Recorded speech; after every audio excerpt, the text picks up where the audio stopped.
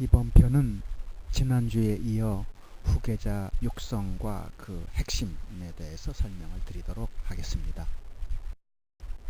가업승계의 첫 번째 핵심은 창업자의 경영 방식을 그대로 이어받는다는데 포인트가 있습니다. 창업자 여러분들의 경영 방식을 후계자가 그대로 따라가게 함으로써 비록 성장은 멈추는 경우가 있다 하더라도 회사가 위험하진 않기 때문입니다. 여기에서 또 하나의 핵심이 있습니다. 창업자분들은 여러 경영 방식에서 얻은 혁신의 방향성을 알고 있습니다. 직접적으로 이루지 못한 것들을 후계 경영 구도로 넘어가는 시점에서 후계자를 통하여 이루게 하는 방식이 있습니다. 저는 이 방식을 권고하고 있습니다. 그리고 초기 경영 방식이 아버지 방식이 후계자의 경영으로 넘어오면서 어느 정도 안정이 되면 회사는 안정궤도에 들어가게 됩니다. 그리고 그 다음은 후계자 나름대로의 새로운 경영 방식을 찾기 시작합니다. 그런 과정의 연속들이 되는 것입니다.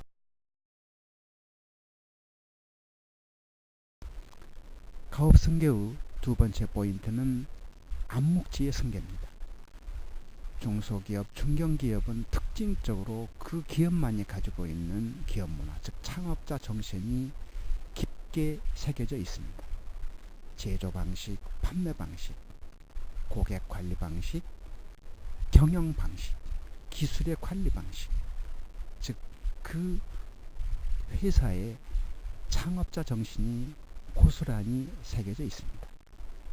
이런 것들은 형식지, 즉 글로 나타나 있질 않습니다. 즉 기록화되어 있질 않습니다.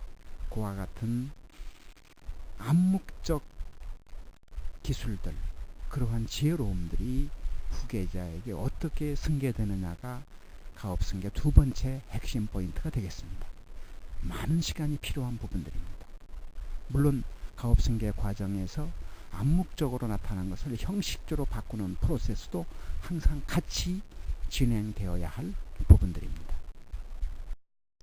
앞에서 가업승계에 관한 두 가지 핵심 포인트를 설명했습니다. 그러나 이 대에 넘어와서 70에서 80%가 사라진다는 사실은 엄연한 통계적 자료입니다. 그러면 왜 이런 일이 벌어졌을까요?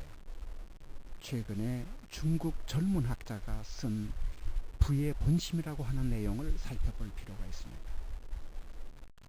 부의 본심은 이렇습니다.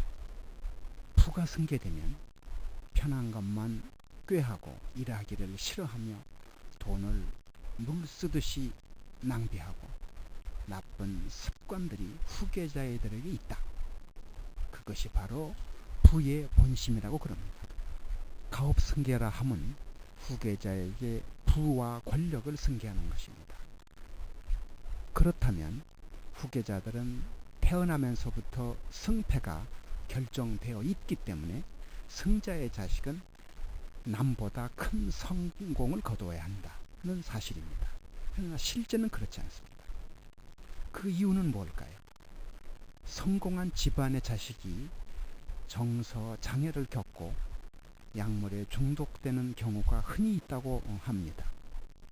그 이유는 부모가 밖에서 성공하고 풍요로울수록 자식과 보내는 가치 있는 시간이 줄어들기 때문에 정서적으로 덜 성장될 가능성이 크다 하는 것들이 이 승자의 너라고 하는 이 책에서 얘기하는 성공의 역설입니다. 한국의 CEO는 약 1%입니다. 1%의 내후 구조, 즉 그들의 생각의 구조가 후계자에게 어떻게 승계되느냐 하는 문제입니다. 바로 그것은 자식을 가르치는 부모의 책임 범주에 있습니다. 엄청난 재산을 가진 세계적인 거부들의 상속 과정을 살펴볼 필요가 있습니다.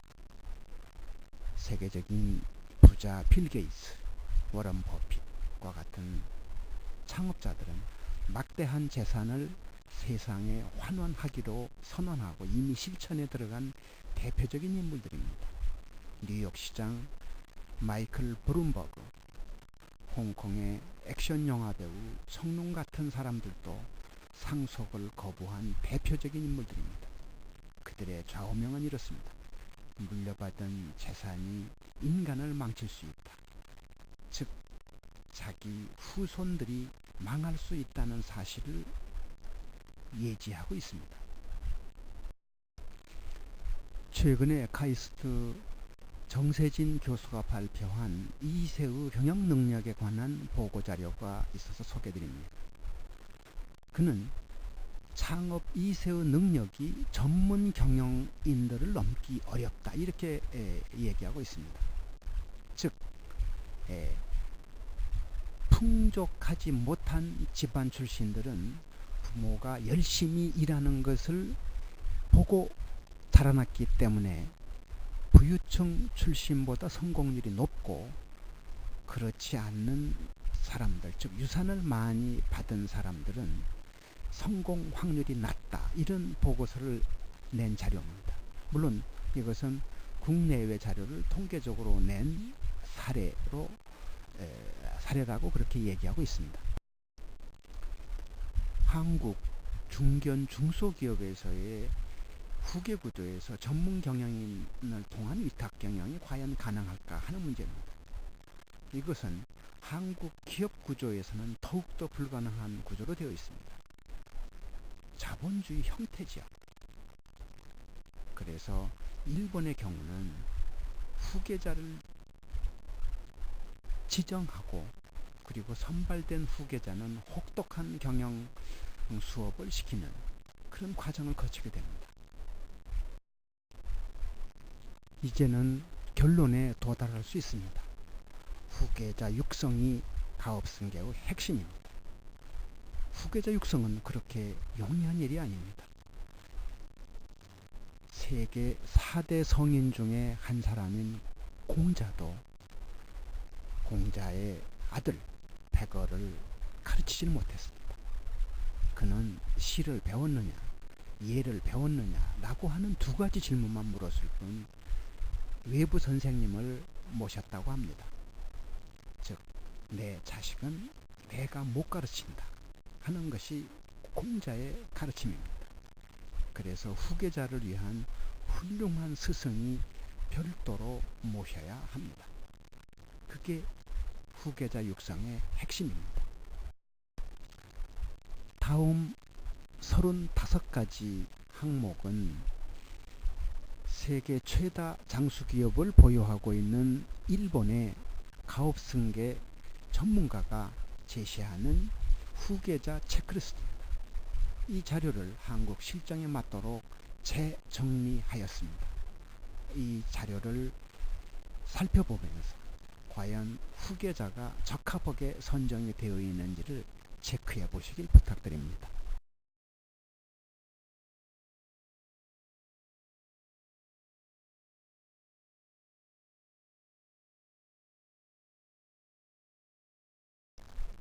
다음 편은 후계자 책임의 마지막 편으로 후계 절차, 즉 구도에 관한 설명입니다.